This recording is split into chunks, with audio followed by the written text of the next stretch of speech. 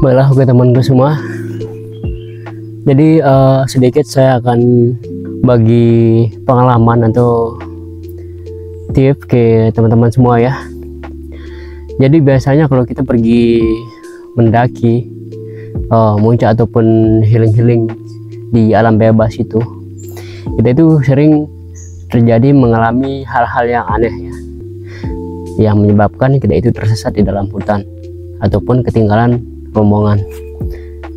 Nah, jadi untuk mengantisipasi hal seperti itu, yang pertama yang harus kita lakukan ialah mengecek kondisi tubuh kita, apakah benar-benar fit atau sehat 100% untuk bisa menjalani perjalanan tersebut ya. Nah, dan yang biasanya banyak sekali sering terjadi ini, orang tersesat di hutan. Dan pas kita di hutan itu biasanya pas kita berjalan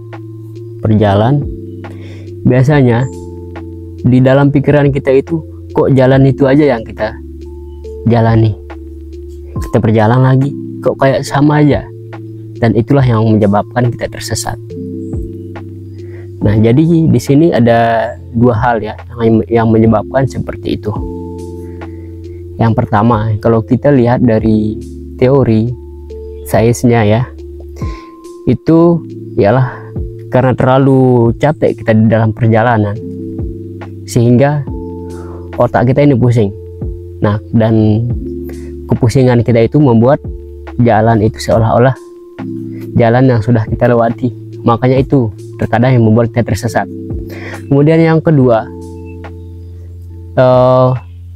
ini adalah menurut para pendapat penduduk setempat ataupun para leluhur. Jadi itu biasanya kita itu dibelokkan sama makhluk astral atau makhluk yang tidak terlihat. Nah, itu pendapat yang kedua ya. Jadi mana yang benar nih? Pendapat yang menurut sains kah atau pendapat yang kedua? Jadi kalau menurut saya sih dua-duanya masuk akal. Kenapa saya bilang begitu? Karena di hutan juga ya, itu tempatnya bebas, jadi kita harus punya adab ataupun etika juga. Makanya kalau penduduk lokal itu atau penduduk setempat itu untuk masuk ke hutan itu, dia setelah itu punya doa khusus lah untuk masuk ke hutan tersebut. Dan kalau untuk yang pertama tadi itu sangat masuk akal juga, karena terlalu capek kita di perjalanan sehingga jalan yang sudah kita lewati itu kayak mirip sekali. Itu kita kayak ulang jalan di situ, itu yang membuat kita tersesat. Nah, solusinya bagaimana? Kalau untuk masuk hutan, usahakan dalam keadaan sehat walafiat. Kemudian berdoa sebelum masuk hutan ya, berdoa menurut keyakinan masing-masing.